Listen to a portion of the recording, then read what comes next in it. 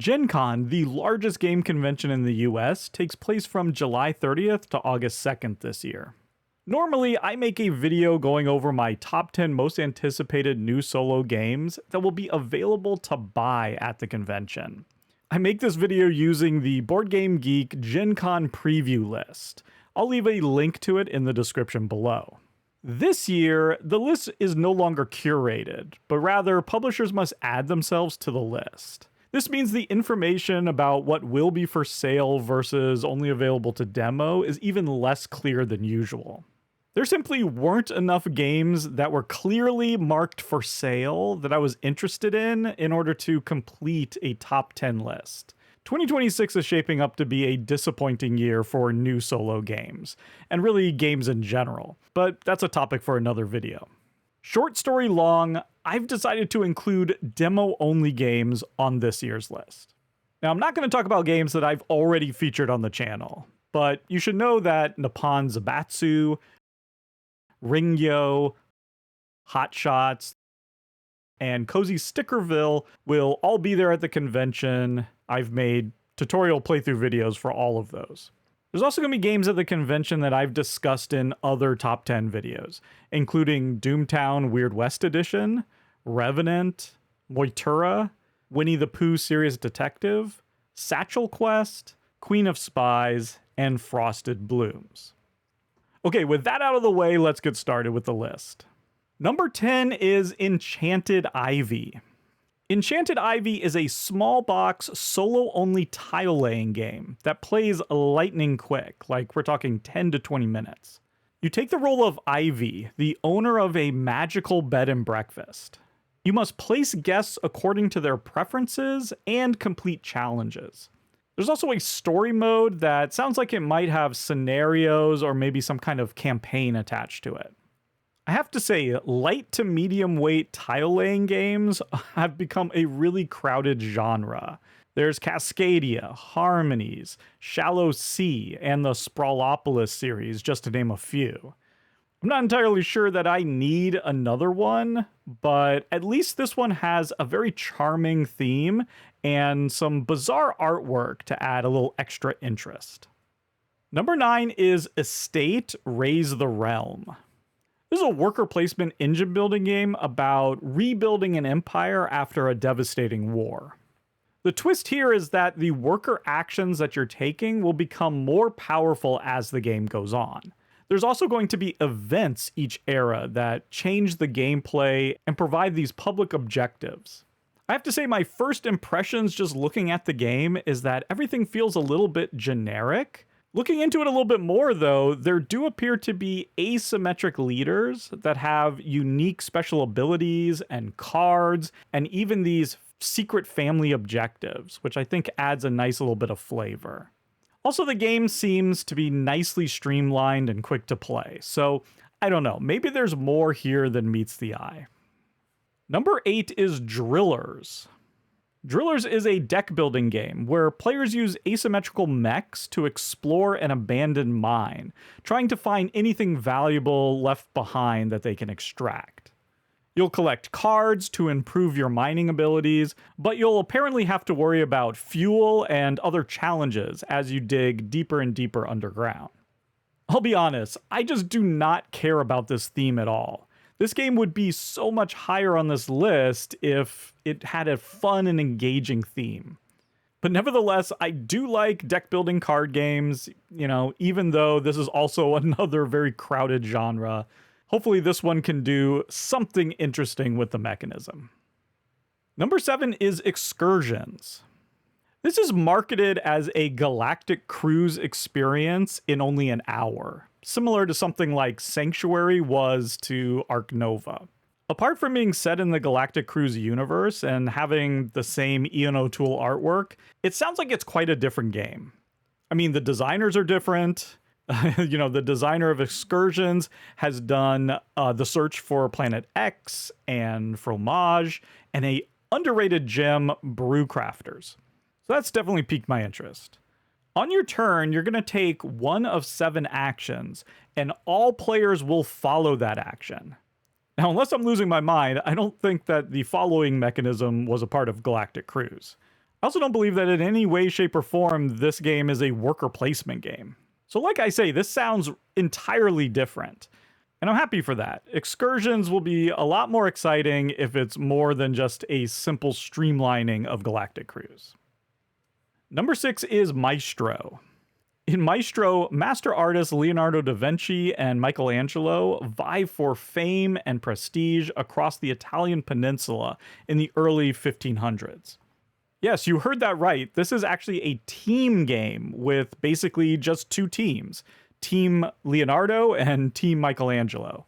That means that in a 4-player game, 2 players will control one artist's workshop and 2 players will control the other workshop.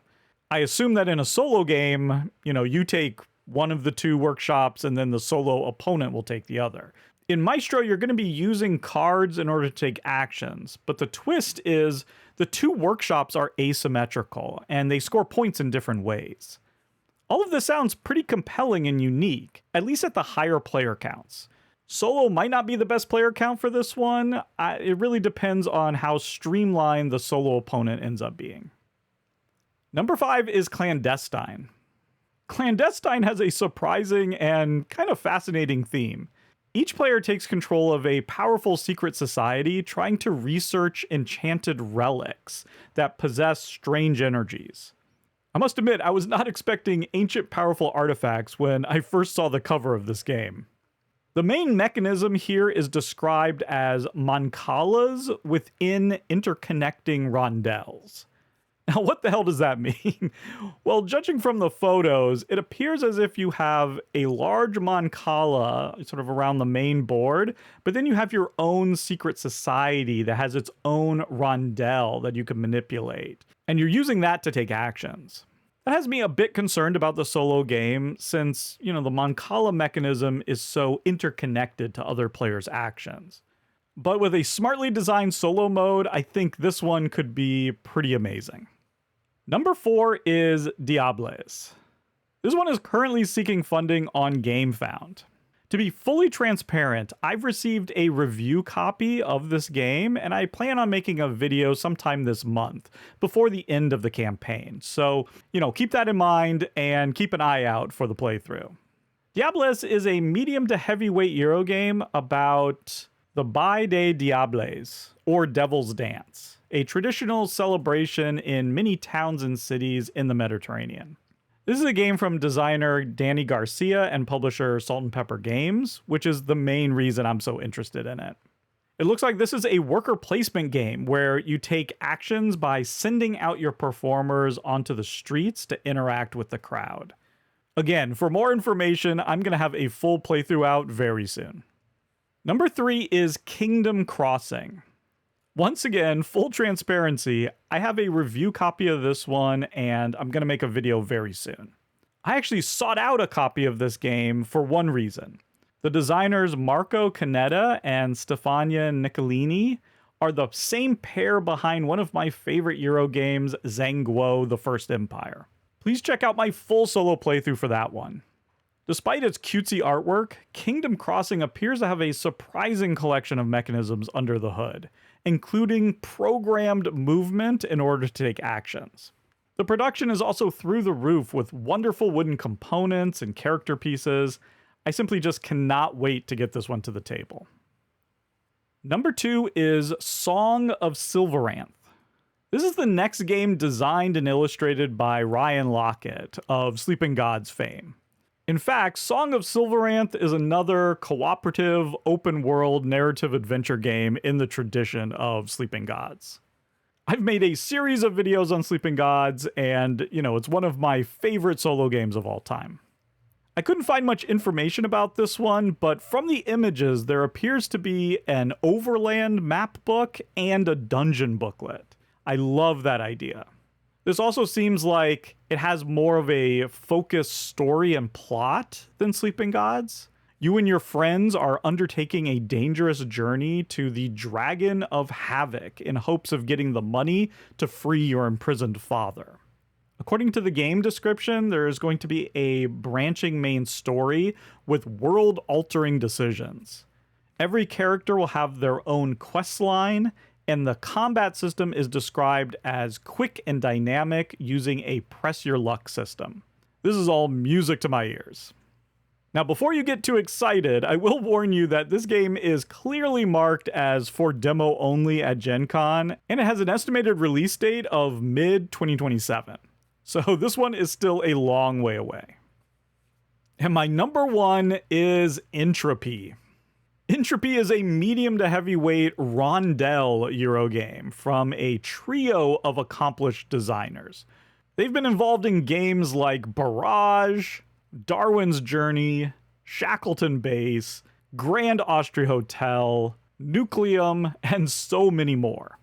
On your turn, you will move your scientists 1 to 3 spaces around the main rondel and take an action.